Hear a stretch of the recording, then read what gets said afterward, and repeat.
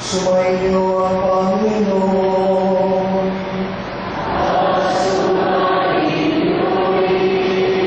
Ang mabuting balita ng Panginoon ayon kay San Lucas.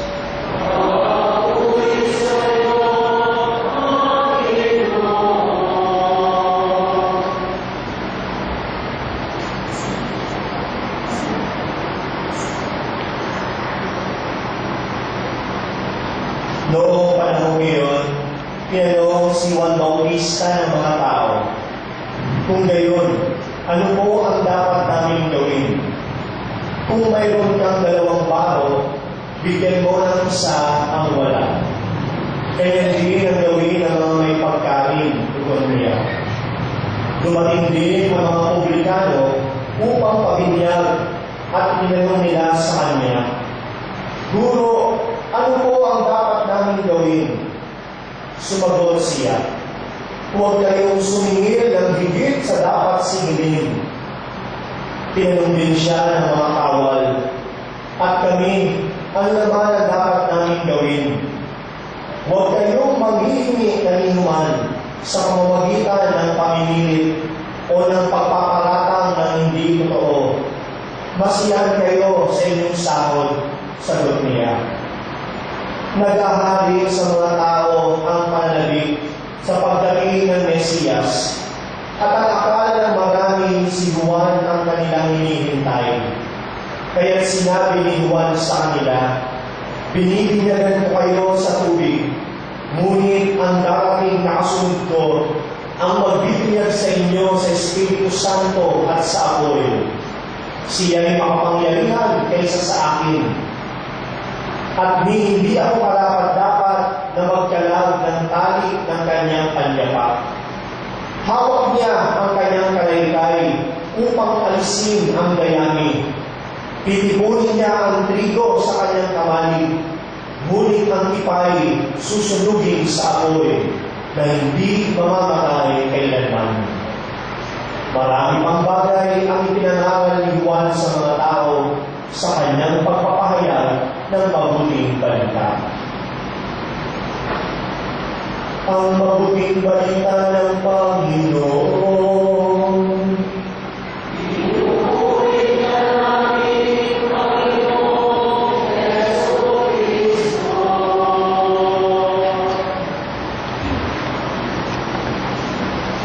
Magandang umaga po sa inyong lahat. Pakibali naman ang inyong kakatabi ng isang magandang umaga.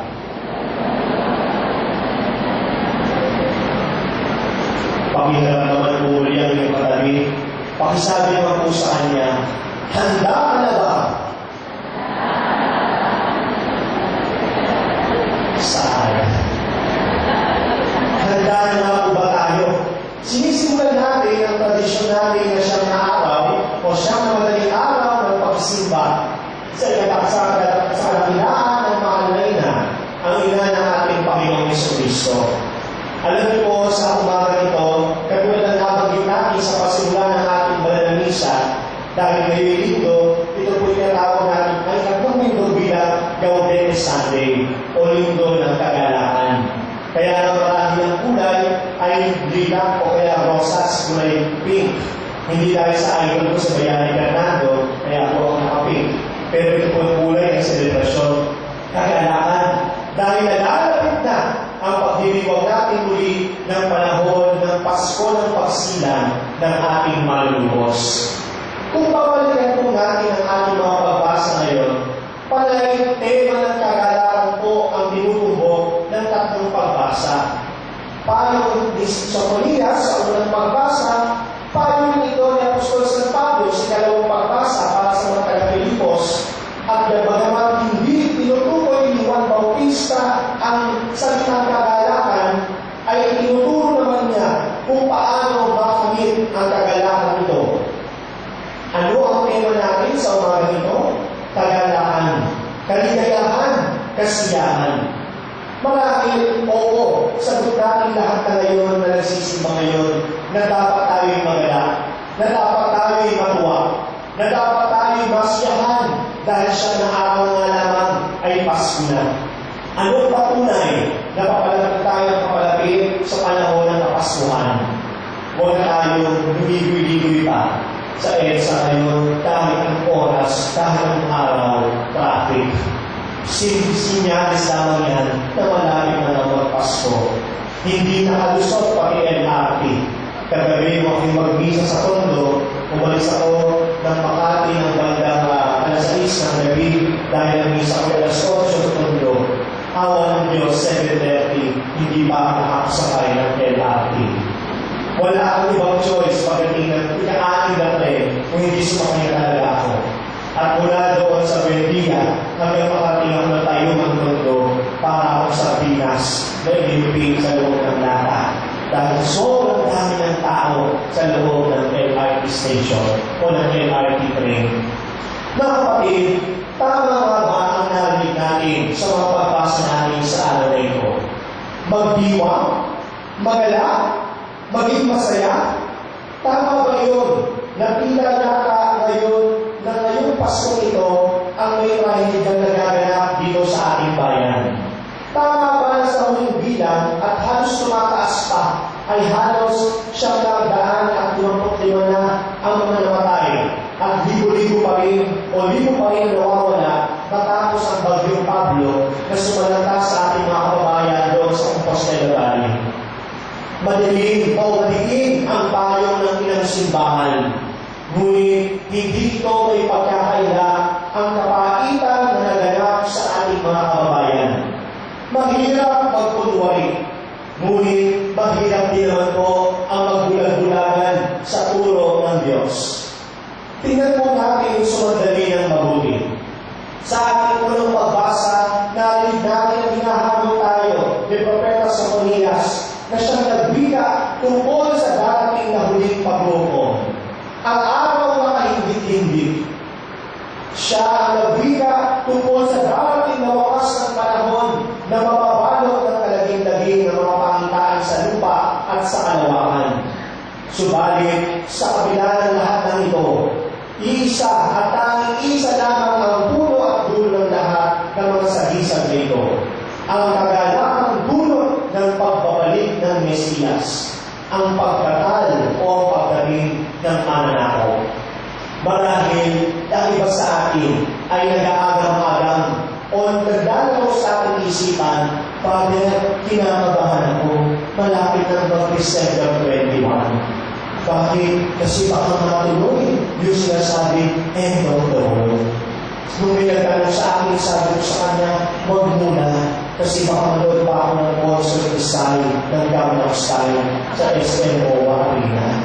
December 21 yung nangyari. Sabi ko rin, hindi pa pwede na matuloy ang end of the world, kasi may kasal pa ako sa December 22 sa General Trias sa Cavite. Minsan nakakalungkot, masyado tayong nagiging abala sa pag-iisip tungkol sa pagtapos ng daigdig. Masyado tayong tinatakot natin ang ating sarili mga multo. Nakakakuha isipin saan kaya nakuha ng mga tao o ng mga nagpauso na matutunaw o magugulaw ng ang mundo sa December 21. Kung babalikan natin ang banal na kasulatan, sabi ng Panginoong Kristo, kahit siya hindi na alam, kahit ang mga anghel sa kalangitan, hindi nila alam kung kailan magaganap ang katapusan ng daigdig. Dahil tanging ang Ama, ang Diyos na malamang ang nakababatid kung kailan mangyayari ang mga bagay na ito. What is important is for us to be ready, maging handa. Kaya sabi natin kanina, handa ka na ba? Handa natin hindi bilang pag-aayos ng ating buhay, ng ating bahay, bagkus ang pag-aayos ng paghahanda natin ng ating sarili. Nang sa gayon, anumang oras tayo tawagin ng Ama, anumang oras na tayong pabalikin sa kanyang tahanan, handa tayo nasasama sa Kanya. Walang pag-aagang-agang, walang ipag-atras-abante, walang pagpupili, bagkus tayo'y handa na sasama sa ating Panginoon.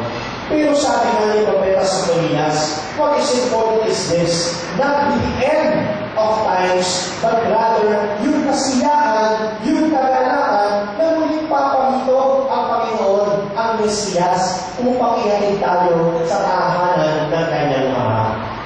Isa pang hirit ng kagalakan. Ayon sa sulat ni Apostol San Pablo sa mga taga-Pilipos na narinig natin sa ating ikalawang pagbasa, nung sinusulat ni Apostol San Pablo ang liham na ito, alam niyo po ba kung nasaan siya?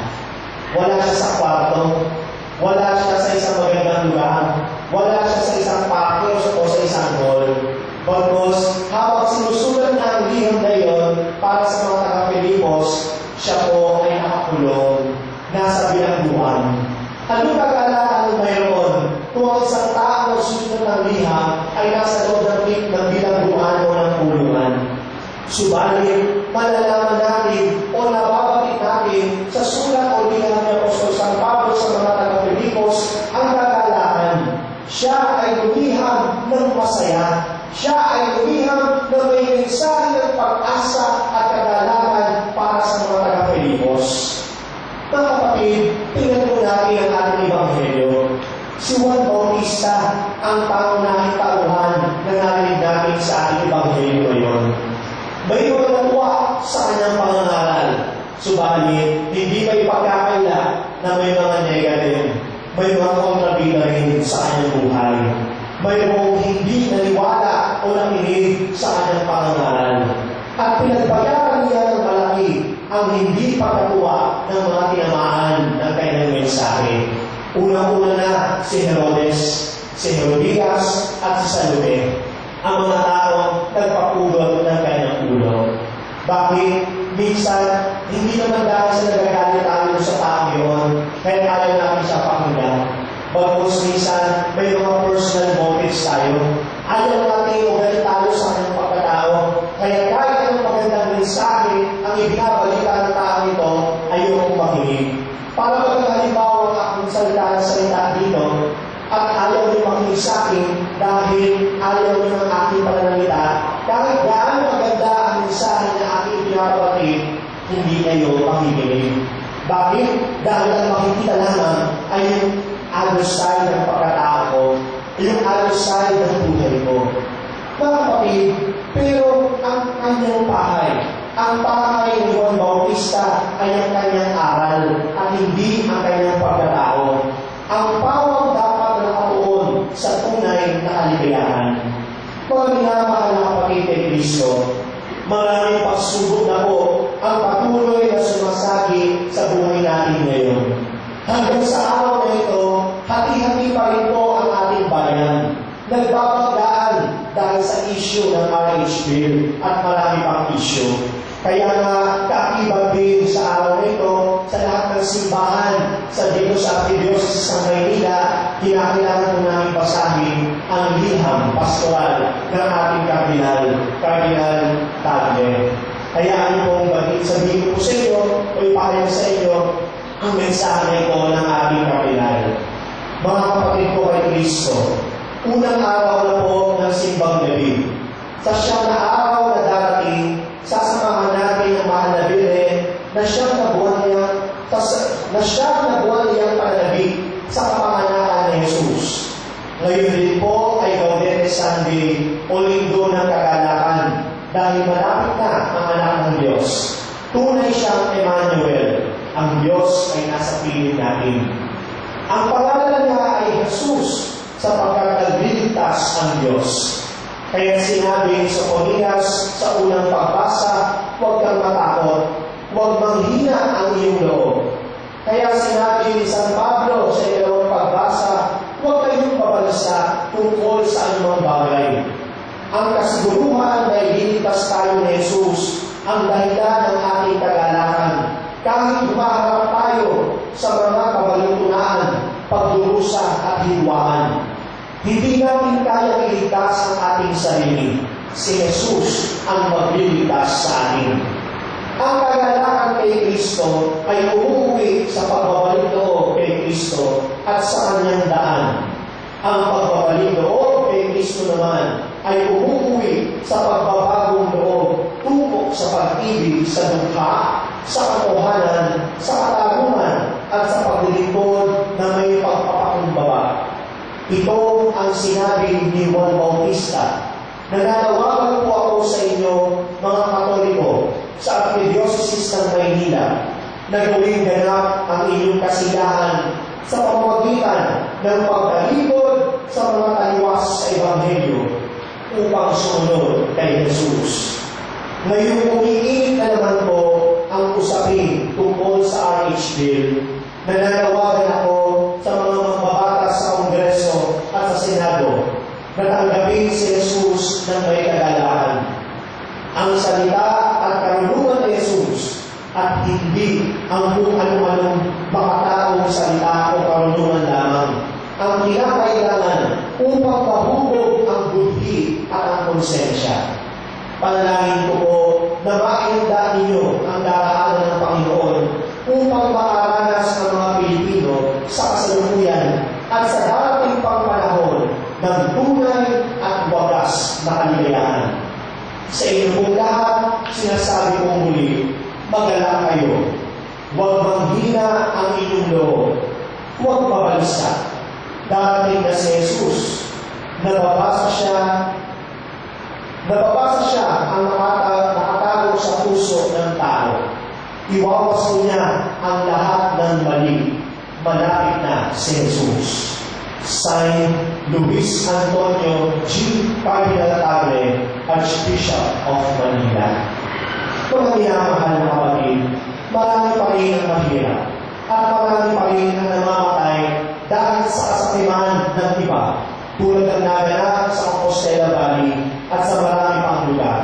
Kung tingnan natin ang ating mundo, ang daming mga pagsubok, ang daming trahedya. Kagabi, kahapon ng umaga, habang ako'y nagdinilay para sa ating Ebanghelyo ngayon, nakakalungkot na mapanood na sa United States, doon sa Connecticut, may isang bata, almost 20 years old lang yata siya, dinaril niya, pumasok siya sa isang eskwelahan at dinaril yung halos 20 na mga bata, ages 5 to 6 years old, kasama yung aming na teacher. Nakakalungkot ang pangyayari yun. Para bang tingnan natin ang diablo o ang kasakiman o ang gawain ng kasamaan ay tila masyadong laganap sa ating lipunan sa buong mundo. Pero hindi pa po tapos ang lahat. Huwag tayong manghihina, huwag tayong mawala ng pag-asa. Tayo magalak dahil tulad ng pangako ni Jesus, gagabayan natin siya upang umalalay sa atin. Hindi tayo masaya dahil sa mga bagay at sa mga pangyayari ito na nagaganap sa ating buhay. Subalit, hindi makalupang kasayahan ang pangaral sa atin ng mga pagbasa sa araw na ito. Bagamat hindi masama ang maging masaya ayon sa dikta ng mundo, ayon sa pagkakaunawa ng mundo, hindi po ito ang tunay na batayan na hinihingi ni Apostol San Pablo, ni Sofonias at maging ni Juan Bautista. Mayroon pang higit pa, mayroon pang mas taas pa, mayroon mas importante pa, mayroon mas mahalaga pa kaysa sa mga makabuluhan o makabulong kasiyahan lamang. Ito ay ang ating pinakaasam-asam. Ito ang ating pinakahihintay-hintay. Ito ang pag-asa at ang ating kahilingan. Dahil namukha ng wala ng solusyon ang marami sa ating mga suliranin sa daigdig, huwag tayong mawawalan ng pag-asa. Huwag tayong bibitiw sa pagkakit at pagtawag sa Diyos. At ano ang batayan ng lahat po ng ito? Wala nang iba pa. Nasa kalangitan mo, nasa kalagitnaan mo ang hari ng Israel, ang ating Panginoon. Ibig sabihin, ang Diyos, ang Emmanuel, na minsan na tumarito dito sa lupa, ay palagi na pumaparito, palagi na nasa ating piling. Magalak at magsaya dahil darating na ang Panginoon. Amen.